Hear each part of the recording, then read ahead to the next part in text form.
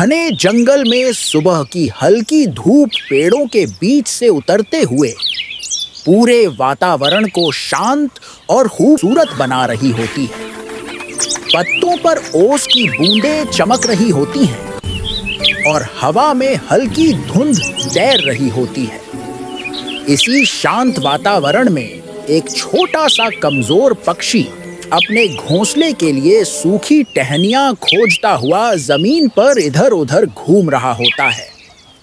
वह थोड़ी थोड़ी टहनियां इकट्ठी करता है, लेकिन तभी अचानक तेज हवा चलने लगती है और उसकी सारी मेहनत एक पल में उड़ जाती है।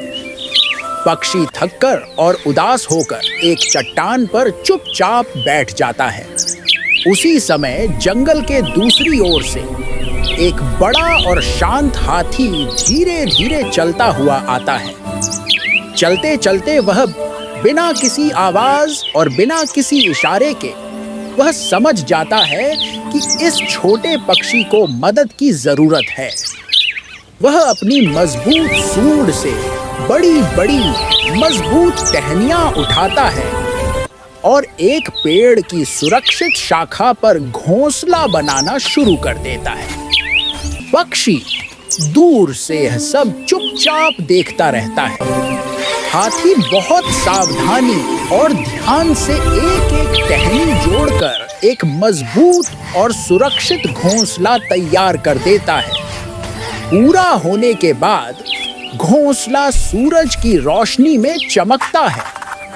पक्षी उड़कर अपने नए घोंसले में जाता है, उसे परखता है और सुरक्षित होकर अंदर बैठ जाता है।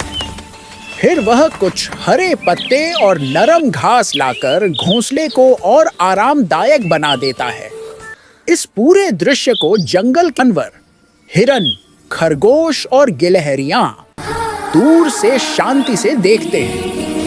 शाम होते होते सुनहरी रोशनी पूरे जंगल में फैल जाती है। पक्षी अपने मजबूत घोंसले में आराम से बैठा होता है और हाथी शांत चाल से जंगल की गहराई में आगे बढ़ जाता है। पूरा जंगल फिर से संतुलित, शांत और सुंदर दिखने लगता है।